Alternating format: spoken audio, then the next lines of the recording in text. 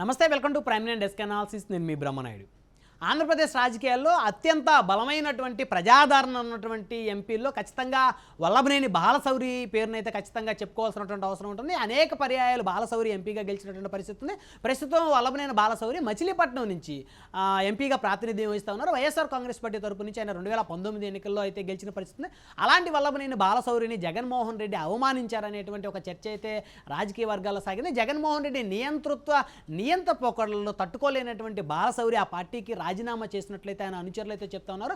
మొత్తానికి బాలశౌరి అయితే జనసేన పార్టీని అయితే ఎంచుకున్నట్టు తెలుస్తోంది. ఇప్పటికే అనేక సందర్భాల్లో బాలశౌరి అనుచరులతో పాటు ఆయన సోషల్ మీడియా వ్యక్తిగత ఖాతాల నుంచి ట్విట్టర్ నుంచి అయితే ట్వీట్ చేశారు. అదేవిధంగా ఆయన ఫేస్బుక్ నుంచి కూడా అనేక ట్వీట్లు అనేక పోస్టులు అయితే చేసినటువంటి పరిస్థితి అయితే ఉంది.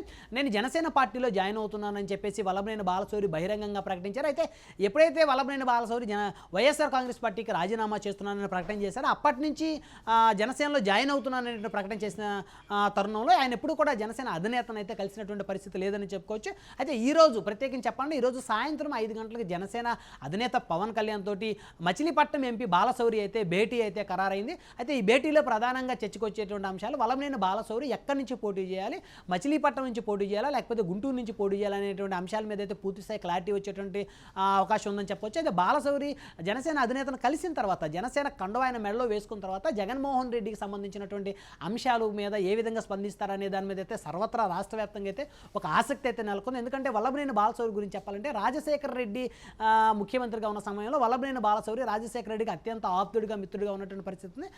వల్లభనేని బాలశౌరి అతి పెద్ద వ్యాపారవేత్త, పారిశ్రామికవేత్తగా ముద్రపడ్డారు. కాపు సామాజిక వర్గానికి చెందినటువంటి వల్లభనేని బాలశౌరి మొదటి నుంచి కూడా వైఎస్ రాజశేఖర రెడ్డిని అంటిపెట్టుగా ఉన్నటువంటి పరిస్థితి ఉంది. అలాంటి వల్లభనేని బాలశౌరిని జగన్మోహన్ రెడ్డి అవమానించారు అనేటువంటి ఒక చర్చ అయితే బాలశౌరి అనుచరుల దగ్గర అయితే సాగినటువంటి పరిస్థితి ఉంది. అలాంటి బాలశౌరి తన ఆత్మాభిమానం కోసం వైఎస్ఆర్ కాంగ్రెస్ పార్టీకి రాజీనామా చేసినట్టు తెలుస్తోంది. అయితే రానున్న ఎన్నికల్లో కానీ లేకపోతే ఫ్యూచర్ పాలిటిక్స్లో జనసేన పార్టీకి మంచి భవిష్యత్తు ఉంటుందనేటువంటి నమ్మకంతో జనసేన అధినేతకు ఉన్నటువంటి క్లీన్ ఇమేజ్ను దృష్టిలో పెట్టుకుని వల్లభనేని బాలశౌరి జనసేనలో చేరుతున్నట్లయితే తెలుస్తోంది.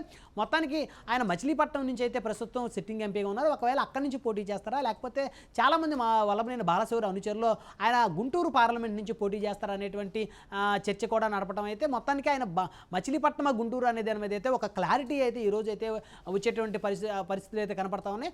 ఏది ఏమైనప్పటికీ కూడా బాలశౌరి లాంటి బలమైనటువంటి నేత వైఎస్ఆర్ కాంగ్రెస్ పార్టీని వేడటం అంటే ఖచ్చితంగా వైఎస్ఆర్ కాంగ్రెస్ పార్టీ రాజకీయంగా డౌన్ఫాల్ అయిందని చెప్పుకోవచ్చు.